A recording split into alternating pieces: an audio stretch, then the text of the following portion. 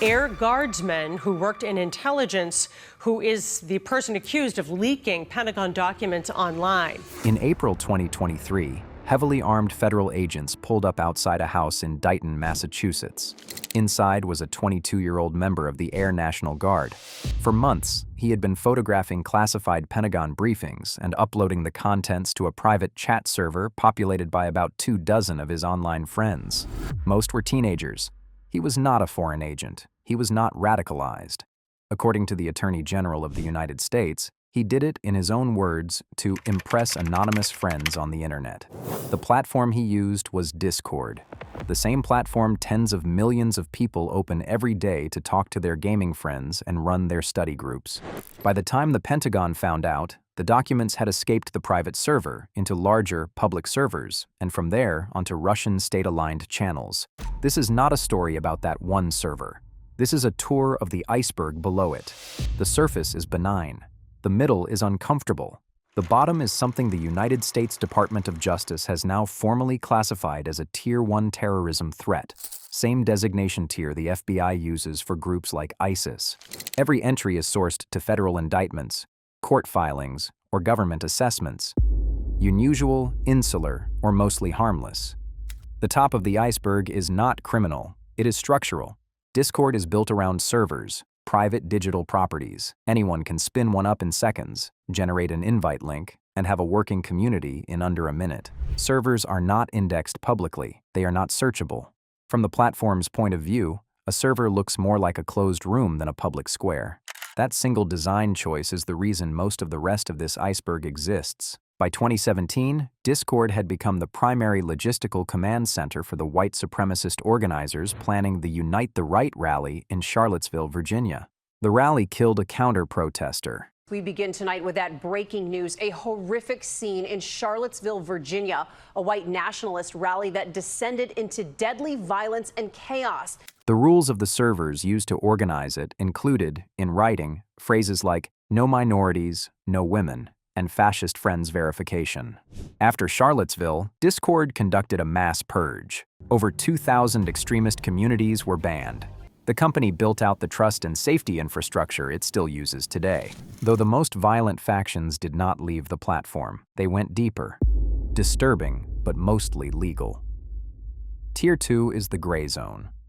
Most of what happens here is not technically a crime. The harm is real. A subculture is dedicated to open-source intelligence, OSINT.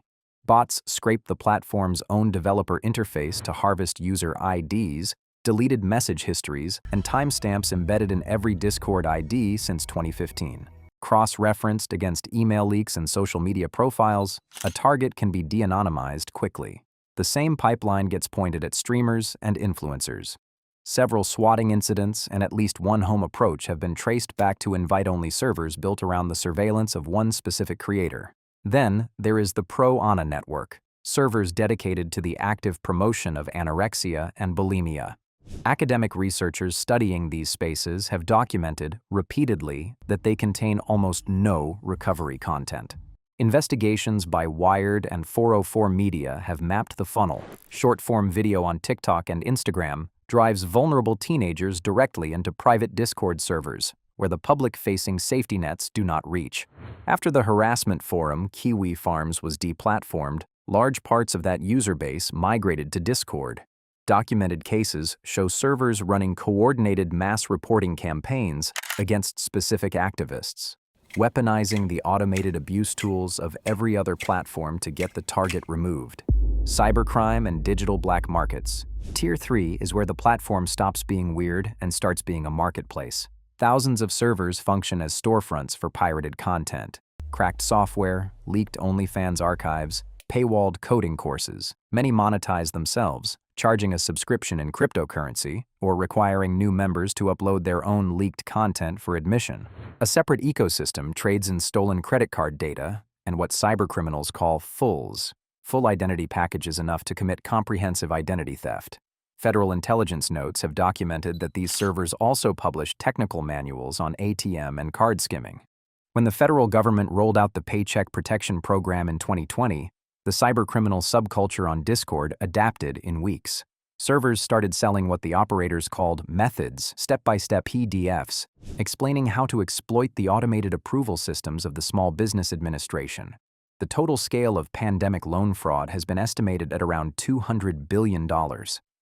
A meaningful slice was laundered through Discord servers. Industrial-scale video game cheat operations run their entire business through the platform. Aimbots, wall hacks, paid by monthly subscription. In 2023, the developer Bungie won a $4.3 million federal judgment against one of these operations on Digital Millennium Copyright Act grounds, though the economy continues anyway. Violence, espionage, and lethal extortion. The shift to Tier 4 is the shift from money to bodies. On the 4th of July, 2022, a sniper opened fire on an Independence Day parade in Highland Park, Illinois, and murdered 7 people.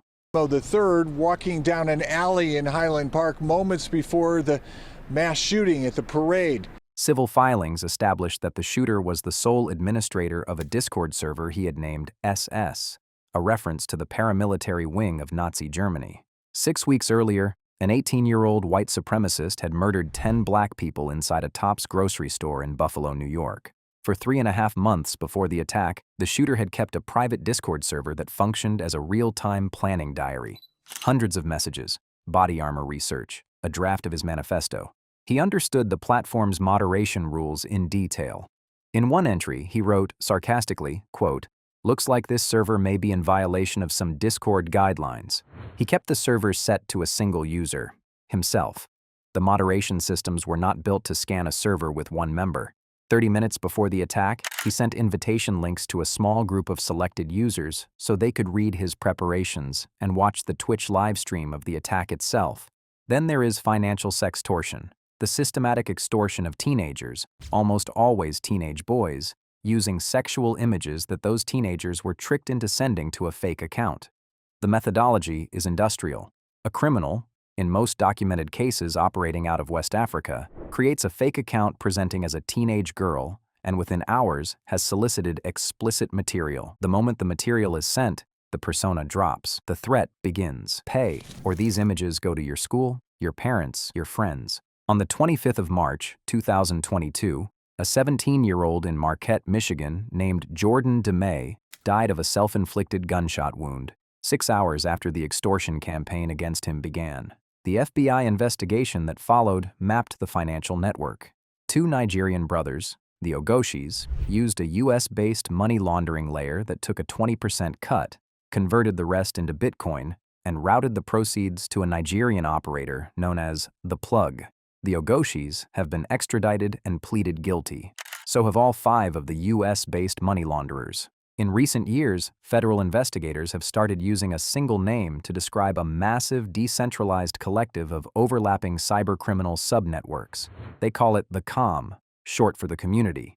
Hundreds of core members, thousands of affiliates. The Comm is not motivated primarily by money. It is motivated by clout. A subgroup called Scattered Spider was responsible for some of the most high-profile corporate hacks of recent years, including the breaches of MGM Resorts and Caesars Entertainment in Las Vegas. The Comm is the connective tissue.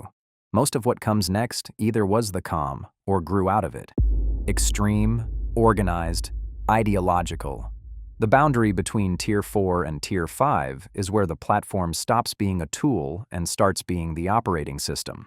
The Order of Nine Angles, abbreviated O9A, is a real-world, occult, satanic neo-Nazi network that, in writing, advocates for human sacrifice, sexual violence, and acts of mass terror as spiritual practices. They specifically target serving military personnel for recruitment. In 2020, an active-duty U.S. Army private named Ethan Melzer was arrested for using a private chat room to plan a deadly ambush against his own unit.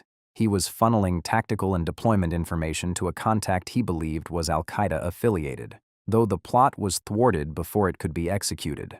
Melzer was sentenced in March 2023 to 45 years in federal prison. There is also a network known as MKY, founded by a Russian operator who went by the handle Maniac. The network commands teenagers and vulnerable young men in writing to commit unprovoked stabbings and acts of severe violence. To gain status, recruits are required to film their crimes and upload the footage to associated servers. In one incident in Romania, a German-adopted teenager live-streamed himself murdering a 74-year-old woman on Discord, specifically to fulfill the entry requirements. The Department of Justice unsealed an indictment against a Georgian national named Mikhail Chikikvishvili, known to the network as Commander Butcher, who had taken over leadership of MKY after its founder's arrest. He was charged with planning a mass casualty attack in New York City that included distributing poisoned candy to children of ethnic minorities. The 764 network. And now, back to the iceberg. The bottom is not a metaphor. The United States Department of Justice has formally classified the network you are about to hear about as a Tier 1 terrorism threat, the same designation tier as ISIS and al-Qaeda. The FBI is currently managing over 250 open investigations into the network across all 55 of its field offices. The Government of Canada formally listed it as a designated terrorist organization. It was founded in 2021 by a 15-year-old in Texas named Bradley Cadenhead, who named it after his local zip code. It grew out of the Sextortion sub-pillar of the Comm. It is now a global decentralized collective with affiliate groups operating under names like CVLT, Harm Nation, and No Lives Matter. The currency is what members openly call clout, status earned by causing the maximum verifiable damage to a child. The recruitment methodology is deliberate. 764 operators infiltrate spaces where vulnerable young people gather online, mental health support servers, gaming communities, online platforms popular with children, including Roblox. They identify users showing signs of depression, isolation, or self-harm. They move the conversation off Discord and into encrypted apps.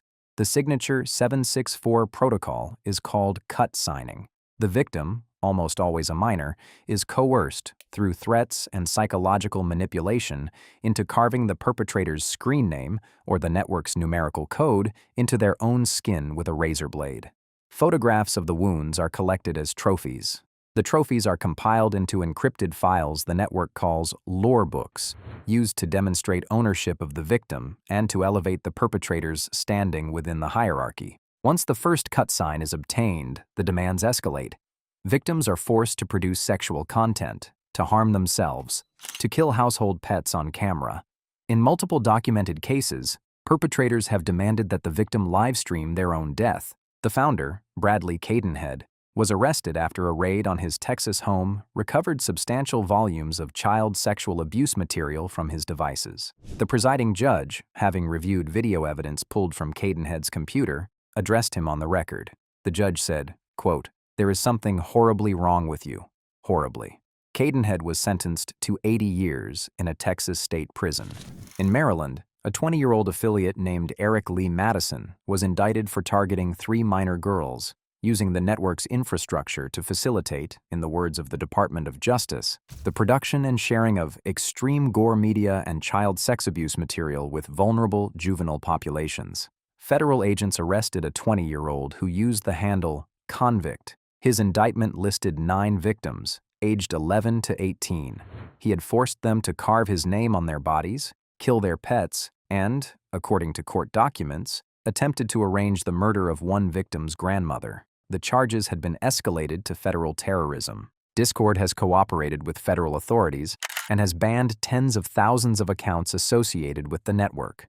Though the problem is structural, 764 operates across encrypted apps, the dark web, gaming voice channels, and a rotating set of Discord servers designed to be replaced as quickly as they are taken down. The aesthetic shifts, the slang shifts, the names shift, the function does not. The network exists because the architecture allows it, a platform built to let people make their own digital rooms with their own rules, invisible to the public, has been used by groups whose entire purpose is to destroy children, at industrial scale, across borders, in real time. That is the bottom of the iceberg.